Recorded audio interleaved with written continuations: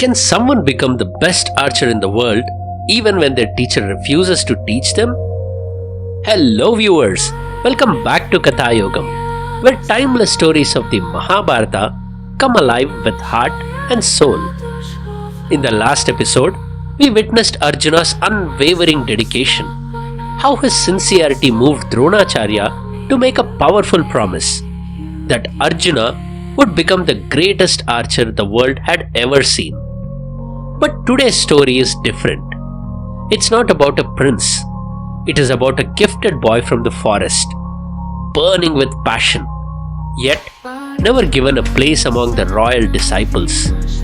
Was he the price Drona paid to keep his promise to Arjuna? Or was there another reason? This is the story of Ekalavya, a boy who learned from a teacher who never taught him, and who gave up everything for the respect he was denied. Please take a moment of your precious time to subscribe to our channel. It costs you nothing, but your support will help us bring more captivating stories from the treasure trove of Indian epics to you.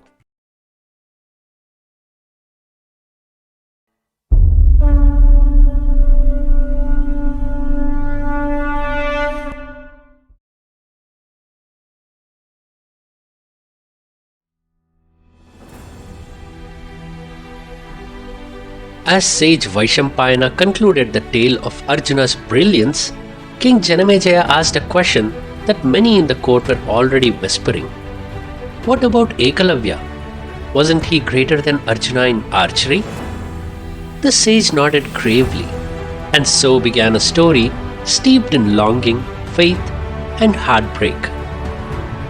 Deep in the forest, away from the royal halls, lived Ekalavya, the son of a humble tribal king. From travelers and whisperers, he had heard of Dronacharya, the greatest master of arms, and in his heart, a quiet dream was born.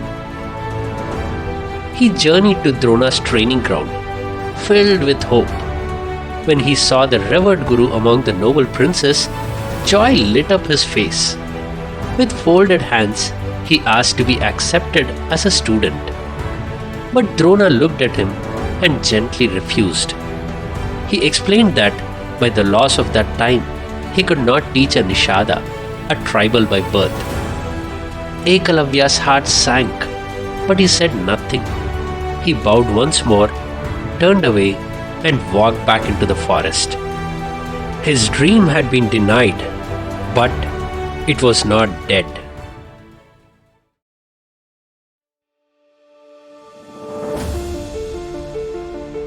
Back in the forest, Ekalavya made a decision that would change his destiny. He shaped a statue of Drona out of clay and placed it with care. He lit lamps beside it. He bowed to it daily, and in his heart, he took a silent oath. This is my teacher. I will learn. Day and night, he practiced. He imagined Drona's voice guiding him, correcting him. The rustle of leaves became instructions. The wind carried the Guru's presence. So deep was his devotion that the gods themselves seemed to grant his illusion.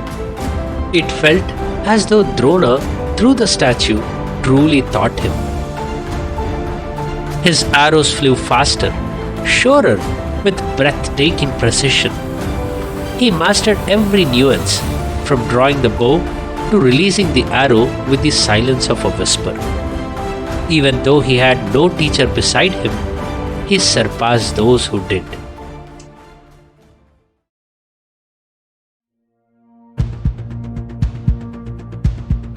One day, the Kuru princes set out on a hunting expedition. Among them was Arjuna, confident, steady, eager to test his skills in the real world. As the group spread out into the forest, one of their hunting hounds wandered deeper into the woods and stumbled upon Ekalavya. Startled by the sight of his unusual boy practicing archery in solitude, the dog barked loudly.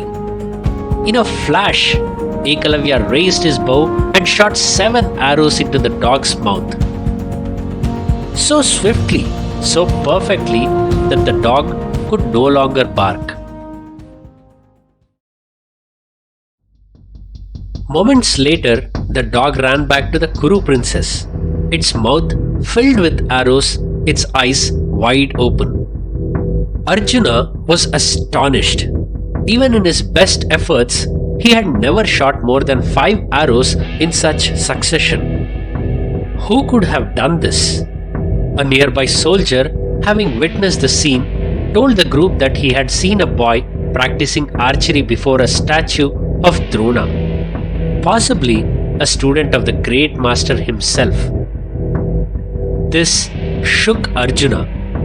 Had someone else become better than him?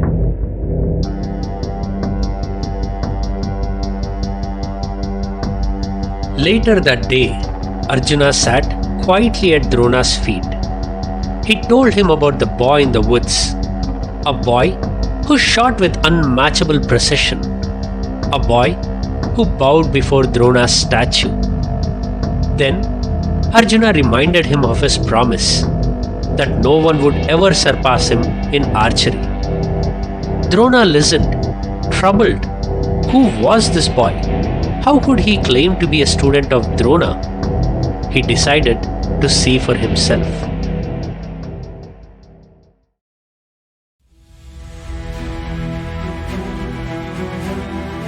When Drona and Arjuna entered the forest clearing, Ekalavya was lost in his practice.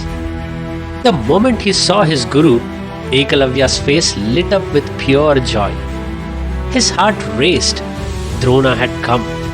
Not in a dream, not in a statue, but in real life. He ran forward, bowed deeply and welcomed Drona with reverence.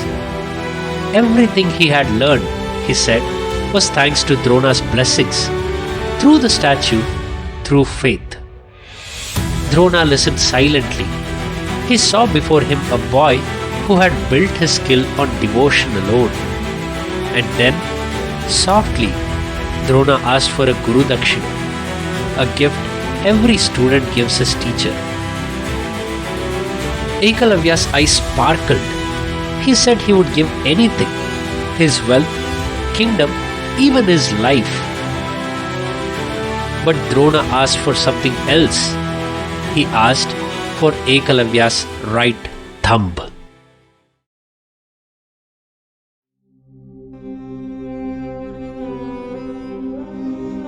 For a moment, the forest seemed to hold its breath. Ekalavya did not ask why. He did not cry. He did not hesitate. He simply pulled out his blade and sliced off his right thumb. He placed it at his guru's feet with a smile. The thumb that had drawn back thousands of arrows, the hand that had created music in the air with every shot, now lay still. His power was gone. With it, so was his chance to ever shoot the same way again.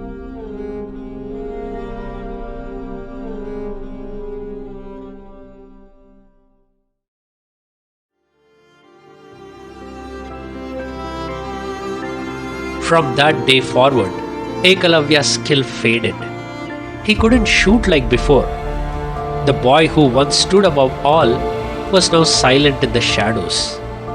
Arjuna would go on to become the world's most celebrated archer. But in the quiet forest, where trees still whispered his name, it was Ekalavya who was remembered. The boy who learned without being taught, the disciple who gave his all for a teacher who never claimed him. And one silent question still lingers. Did Drona ask for that thumb to uphold his promise to Arjuna, or was there something deeper?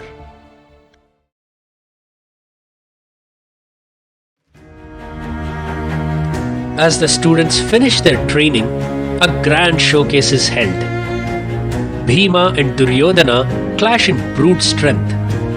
But it's the sudden arrival of Karna and his challenge to Arjuna that sets fire to the crowd.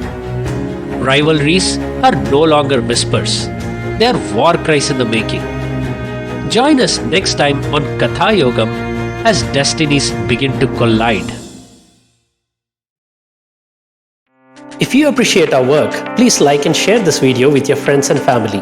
Subscribe to the channel and click the bell icon to get notified when we upload a new episode.